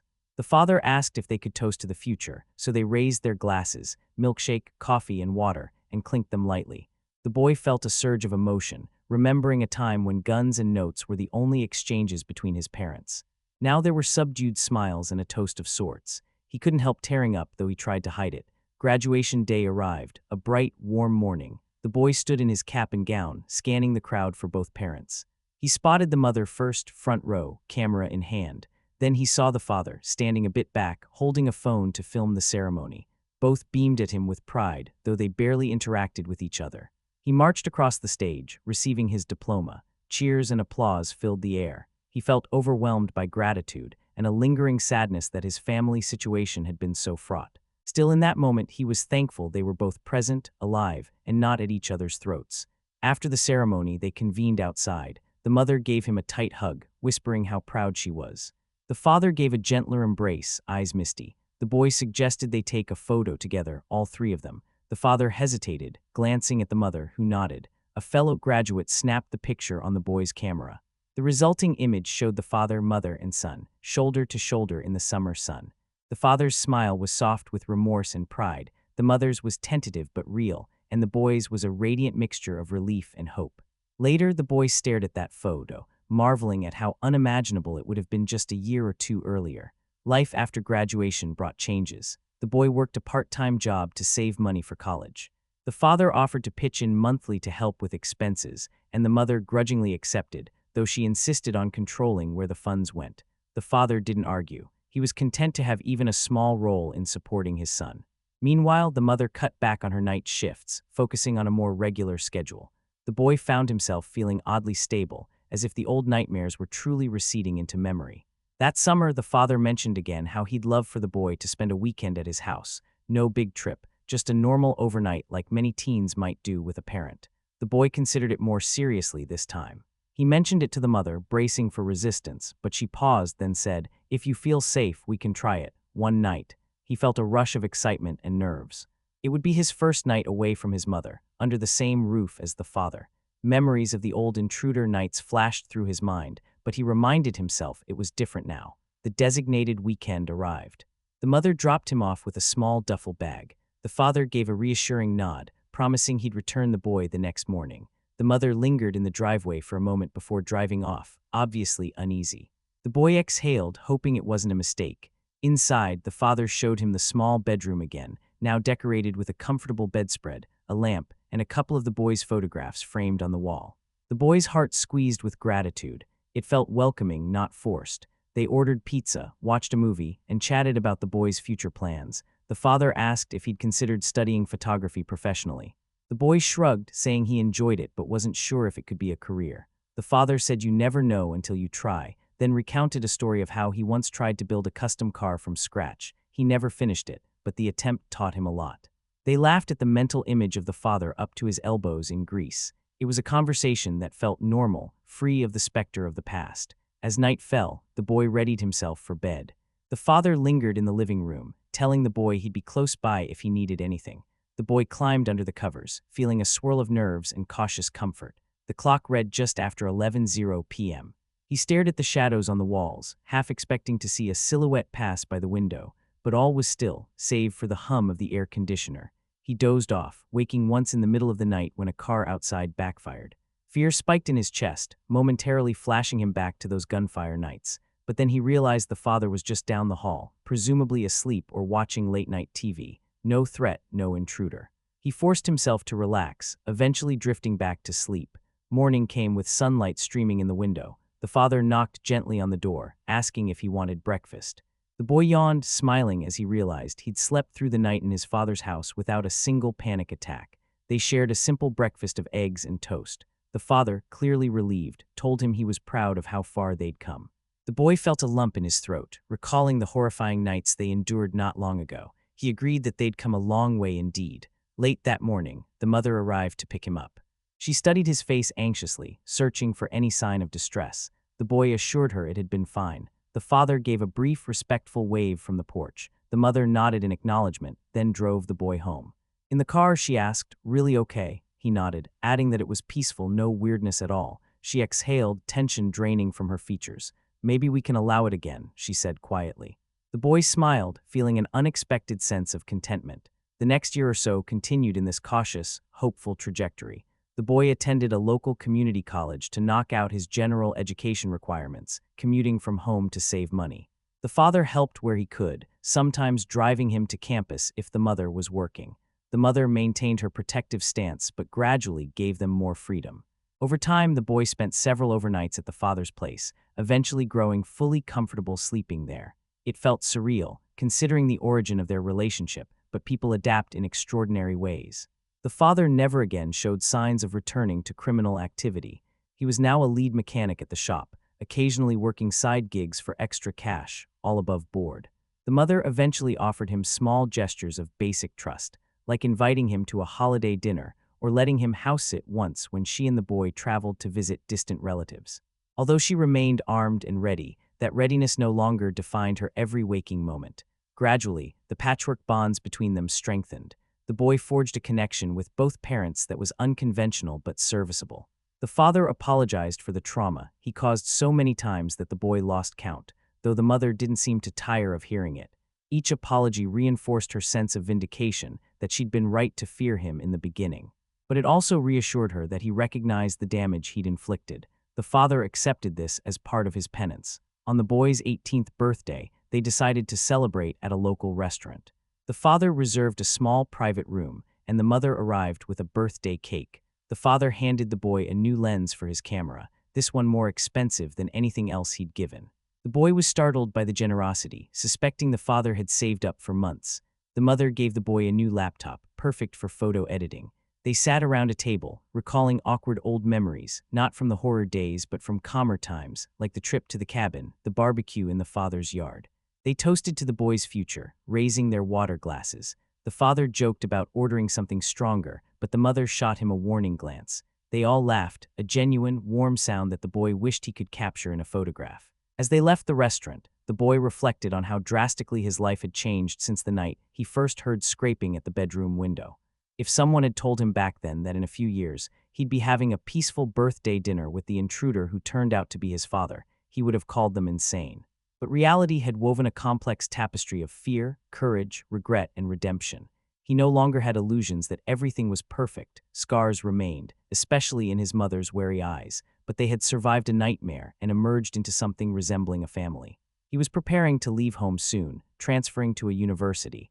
The mother had supported him in securing housing near campus, and the father offered to help move him in. That looming separation stirred bittersweet feelings. He'd miss them both, even though for a large part of his childhood, he'd only known his mother. The father promised to visit on weekends, if the boy was okay with that. The boy agreed, envisioning the father driving up for a day, maybe sharing lunch or checking out his new environment. It was a chance to continue building what they'd started. On the morning of his departure for the university, he stood in his old bedroom, now free of bullet holes but still bearing faint memories of dread.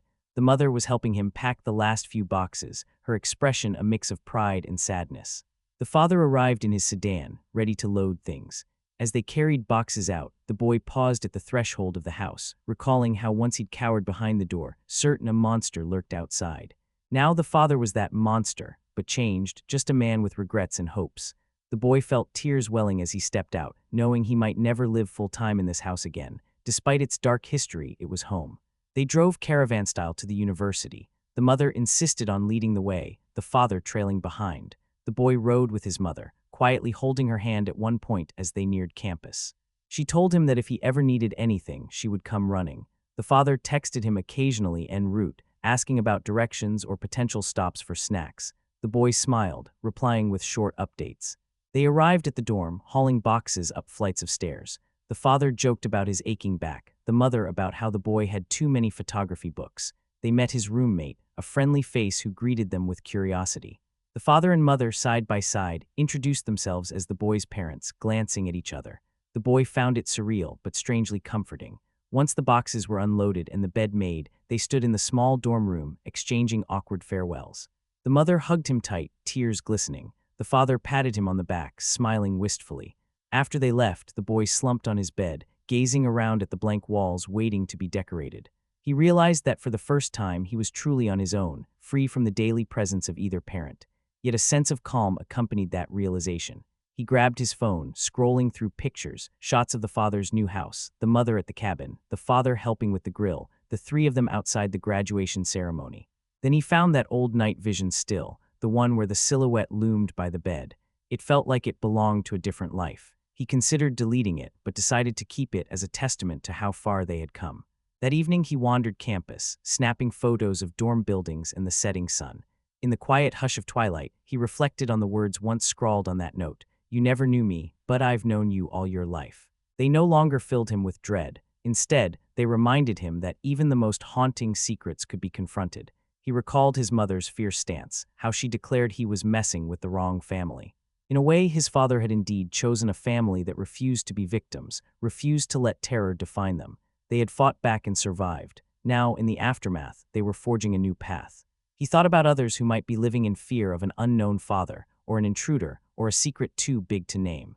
Maybe hearing this story would bring them hope, that darkness can be turned to light, given time and the willingness to face the truth head-on. He snapped a final photo of the sky streaked with pink and gold, feeling at peace. Tomorrow, classes would start, and a new chapter of life would unfold. And that's where this story stands. No perfect fairytale ending, but a testament to resilience, transformation, and the possibility of redemption.